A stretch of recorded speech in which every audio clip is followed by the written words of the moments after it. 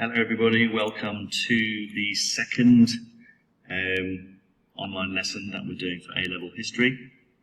I hope you're all doing okay and not looking at the news too much because it's all pretty bad, let's be honest. What we are talking about today, just make sure I'm recording, is the next aim of the American progressive movement, which was Prohibition.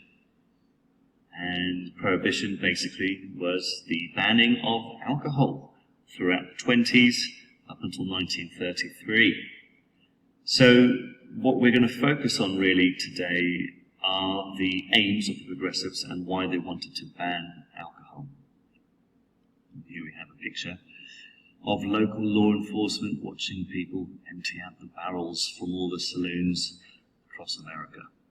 Okay, so why did Americans vote for Prohibition? Just before I forget, along with this video link, I would have also posted the a information sheet for you where you can get a lot more detail, which will be for your task, which you will find out about a bit later.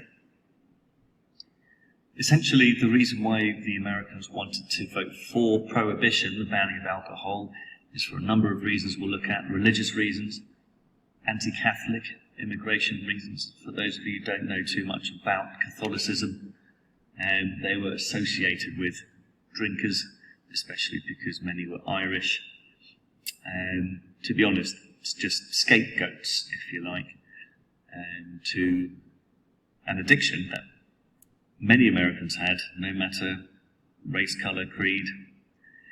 And they wanted to increase women's rights as well, end domestic violence, end poverty in general, reduce crime, and basically to be patriotic, because when this movement was taking place, it began in the late 1800s and went all the way through the early 20th century and during the First World War, where young men were sent out to die and they just didn't believe that you should be having fun and drinking while they were sacrificing themselves in France. So put a couple of posters up here, wet or dry, meaning shall we drink or shall we not drink. On the left you have the brewer, the person that is profiting from alcohol sales. Vote wet for my sake. And on the right it does say vote dry for mine, vote dry for my sake. And a woman trying to bring up children. Women were very much the moral centre of the household. And it says, shall the mothers and children be sacrificed to the financial greed of the liquor traffic? It is up to you, voter, to decide. Vote dry. So you may have noticed just from that poster itself that we will also be looking at the amendment that came in, which was the 18th Amendment that banned alcohol sales. So as I said before, it was directly connected to the war effort. Here we have some cartoons from the day. Look on the left, the Hun Rule Association, Huns being a derogatory nickname for the Germans. And the message of this cartoon, I think, is quite clear, is that if you want Germany to win and keep drinking booze, we also cause poverty and crime, waste, ruin, etc. So alcohol really was looked at as kind of the centre, sort of the nexus of issues that many were going through at the time. And on the right, much more direct, you have an American soldier there in World War I saying, will you back me or back booze? Vote yes for Prohibition on November the 5th. It was nicknamed the Noble Experiment, meaning it was a very well-meaning movement to try and finish alcoholism and the impact it was having on American society. And as you can see here, 1919, US is voted dry.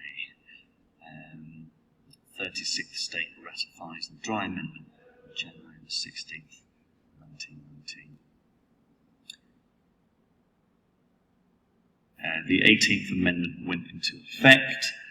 A few minutes later, 6 armed men stole 2 freight cars full of whiskey in Chicago At the same time, a separate group stole 4 casks of liquor, it's an American word for alcohol, from a government-bonded warehouse, while yet another group hijacked a truck carrying whiskey. Now, if I was teaching you in class, at the bottom here, my question is, what might be an integral problem with Prohibition? And I would hope that you would respond, crime actually increased, which is what happened. This is hilarious. It didn't work, okay? Here are some problems with Prohibition. When Gustav Boers, who was the mayor of Berlin, came to New York City in 1929, he famously asked New York's mayor, James J. Walker, when Prohibition was to go into effect. So obviously it had been in effect for 9 years already, and yet everywhere he went, he did not see any evidence of that whatsoever. And drinking wine for religious ceremonies was still permitted.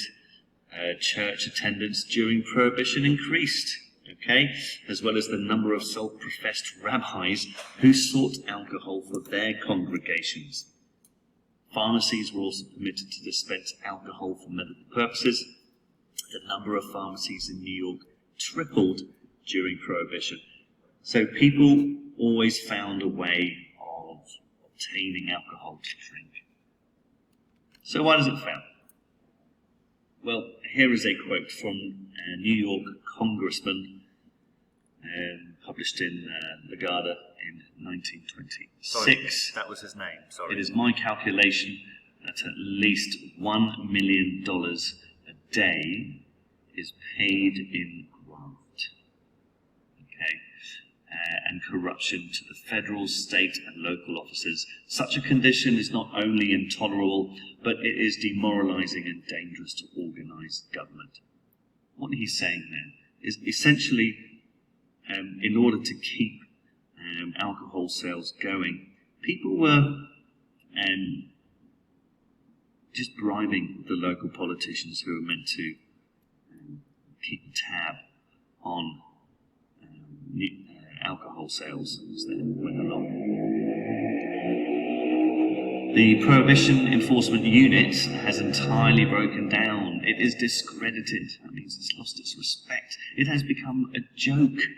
Liquor is sold in every large city. In order to enforce Prohibition in New York City, we would require a police force of 250,000 men and a force of 200,000 men to police the police. So there you go. Lots of corruption was going on, and if you look at the cartoon, it kind of puts it into perspective. You have a Prohibition agent, police officer, politician, etc.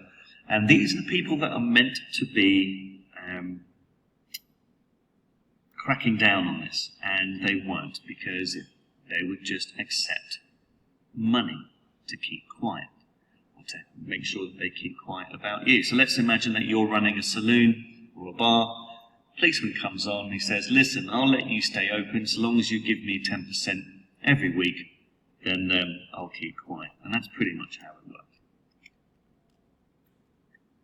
So there's a lady called Mrs. Ella Bull. She is the president of the National Women's Temperance Union, which you would read about a bit later in the information sheet that I will upload onto Google Classroom. This is her testimony to Congress in 1926.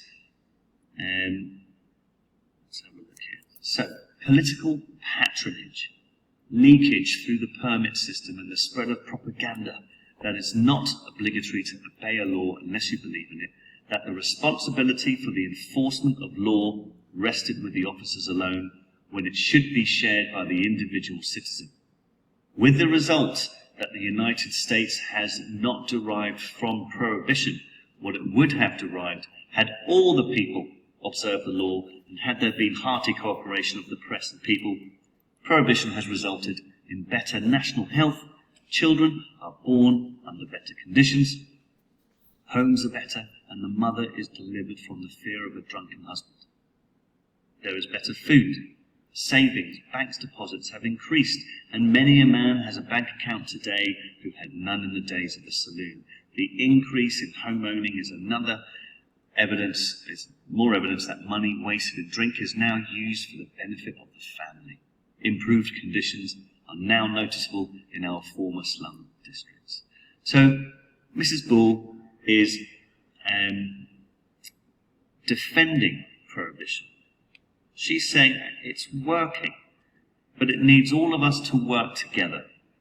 It needs all of us to support the police in what they're doing. And just blaming the police and giving up is not the way forward. So here we have a cartoon. It's split people into two. Okay, on the left, you've got an alcohol drinker with wet written on his stomach, saying to the person who's drying, look, prohibition's a failure. Increased crime, bootlegging, moonshining. And on the other side, you've got prohibition has been a great success, increased home owning and prosperity. So there are two sides of the question here. Something that you would look over a bit more, and my challenge to you is to ask yourself, why is the person who's saying that he's a drinker is saying prohibition's a failure, connecting it to increased crime, bootlegging and moonshining. Moonshining, by the way, was making your own alcohol at home. Okay, so unintended consequences. What that means is that these are the consequences the progressive movement, the temperance movement did not want to happen.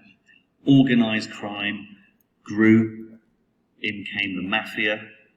There was a much reduced respect for the law because they were so corrupt. More people were dying from alcohol poisoning because they would binge drink when they had the chance to.